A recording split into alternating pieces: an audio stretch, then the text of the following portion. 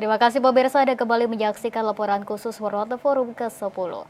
Pemirsa, Presiden Joko Widodo secara resmi membuka konferensi tingkat tinggi World Water Forum ke-10 di Bali International Convention Center Nusa Dua pada Senin 20 Mei 2024. Dalam sambutannya, Presiden menekankan 3 hal utama yang akan terus didorong Indonesia dalam World Water Forum ke-10. Presiden Joko Widodo resmi membuka konferensi tingkat tinggi World Water Forum ke-10 di Bali International Convention Center Nusa Dua pada Senin 20 Mei 2024. Dalam sambutannya, Presiden mengatakan Forum Air Sedunia ke-10 merupakan upaya strategis untuk merevitalisasi aksi nyata dan komitmen bersama dalam mewujudkan manajemen sumber daya air yang terintegrasi.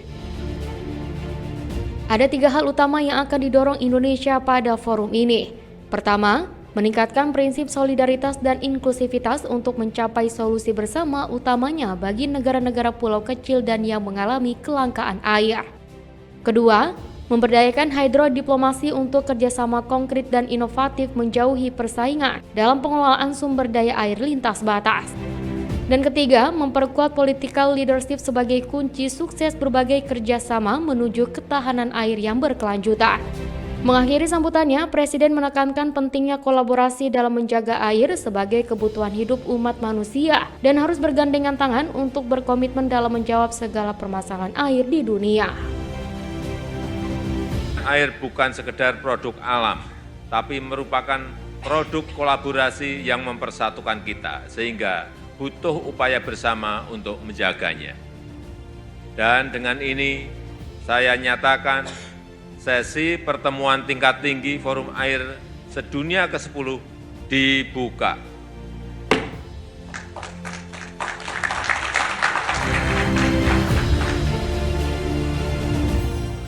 Pemirsa, pertemuan tingkat kepala negara menjadi agenda hari ketiga World Water Forum ke-10. Rangkaian hari ketiga ini dibuka langsung oleh Presiden Joko Widodo. Dalam sambutannya, Presiden menekankan pentingnya pengelolaan air untuk kepentingan kehidupan bersama. Hari ini rangkaian kegiatan Forum Air terbesar sedunia World Water Forum ke-10 resmi dibuka dengan agenda pertemuan tingkat kepala negara di Bali International Convention Center.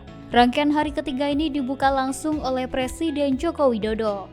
Dalam sambutannya, Presiden menekankan pentingnya pengelolaan air untuk kepentingan kehidupan bersama. Bahkan Bank Dunia mencatat kekurangan air bisa membuat pertumbuhan ekonomi terhambat hingga 6% pada 2050. Pasalnya dari 70% air yang ada di dunia, hanya 1% yang bisa digunakan untuk air minum dan keperluan sanitasi. Untuk itu, Presiden menegaskan setiap tetes air sangat berharga. Bahkan di tahun 2050, 500 juta petani kecil sebagai penyumbang 80% pangan dunia diprediksi paling rentan mengalami kekeringan. Tanpa air, tidak ada makanan. Tidak ada perdamaian, tidak ada kehidupan. No water, no life, no growth.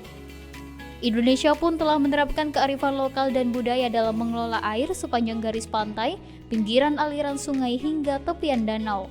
Seperti salah satunya yakni sistem pengairan subak di Bali yang dipraktikkan sejak abad ke-11 yang lalu dan diakui sebagai warisan budaya dunia. Kearifan lokal juga sejalan dengan tema World Water Forum ke-10 yakni air untuk kemakmuran bersama yang dimaknai dengan 3 prinsip dasar, yaitu menghindari persaingan, mengedepankan pemerataan dan kerjasama inklusif, serta menyokong perdamaian dan kemakmuran bersama. Ketiga hal tersebut dapat terwujud dengan adanya kolaborasi.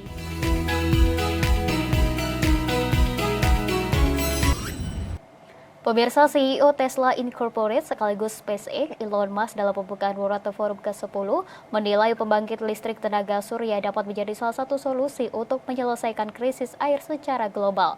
Melalui proses desalinasi air laut, Elon menjelaskan bahwa PLTS mempunyai potensi sebagai penyumbang energi baru terbarukan yang lebih murah dan efektif untuk menyediakan air bersih. Pemilik sekaligus CEO Tesla Incorporated dan SpaceX, Elon Musk dalam acara pembukaan World Water Forum ke-10 menilai bahwa pembangkit listrik tenaga surya dapat menjadi salah satu solusi untuk menyelesaikan krisis ketersediaan air global. Meskipun masih memerlukan riset yang mendalam, ia menjelaskan bahwa PLTS mempunyai potensi sebagai penyumbang energi baru terbarukan yang lebih murah serta efektif untuk proses desalinasi air laut guna menyediakan air bersih. Desalinasi merupakan proses menghilangkan kadar garam dari air sehingga air tersebut menjadi air bersih yang dapat dikonsumsi masyarakat. Proses desalinasi sebelumnya dinilai sebagai proses yang membutuhkan energi dan mahal. Namun, pada kenyataannya proses tersebut dapat diterapkan dengan efektif dan murah apabila memanfaatkan energi matahari. With our continuing breakthroughs in the efficiency of desalination, and anyway, I think we've got a great water future ahead of us, and I think a great sustainable energy future ahead of us. Yes. So anyway, hopefully that is. I'm kicking things off on a positive note, but I think with good basis for doing so. Pada kesempatan yang sama, Presiden Joko Widodo dalam pembukaan World Water Forum ke-10 juga menyampaikan bahwa dalam 10 tahun terakhir, Indonesia juga telah memperkuat infrastruktur airnya dengan membangun beberapa bendungan, jaringan irigasi hingga pembangunan PLTS terapung di Waduk Cirata yang diharapkan akan menambah pasokan listrik yang saat ini berkapasitas 1000 MW. Dalam 10 tahun terakhir, Indonesia telah memperkuat infrastruktur airnya dengan membangun 42 bendungan, 1,18 juta hektar jaringan irigasi, 2.156 km pengendali banjir dan pengamanan pantai, serta merehabilitasi 4,3 juta hektar jaringan irigasi.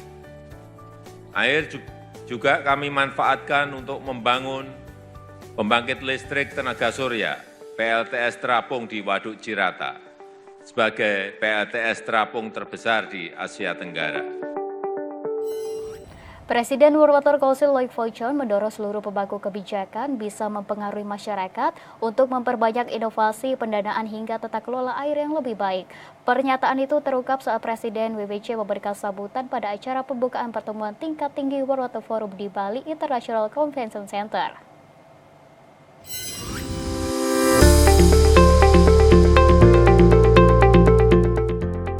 Hari ketiga perhelatan World Water Forum ke-10, Presiden World Water Council Loic Fochon menyampaikan pidato saat pembukaan sesi opening ceremony dan high level meeting di Bali International Convention Center, Nusa Dua Badung, Bali pada Senin 20 Mei 2024. Loic Fochon menjadikan Indonesia sebagai ibu kota perairan dunia dan Bali menjadi pusat air dunia selama gelaran World Water Forum ke-10 pada pekan ini.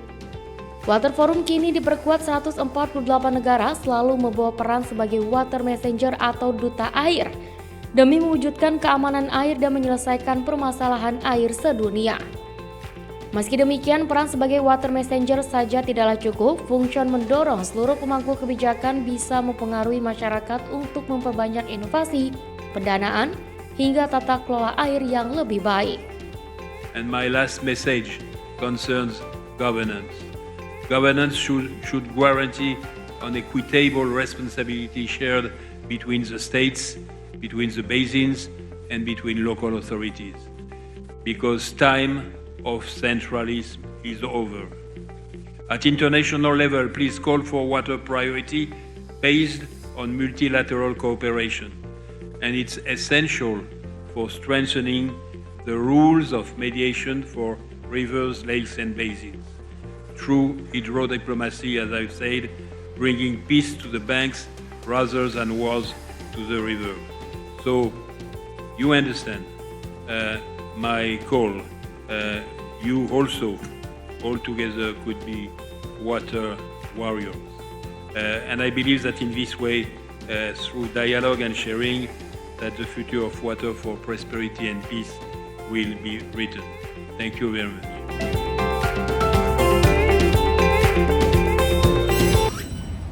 Pemirsa, usai jeda kami akan kembali dengan dialog mengenai TNI jaga keamanan World Water Forum ke-10 sesaat lagi.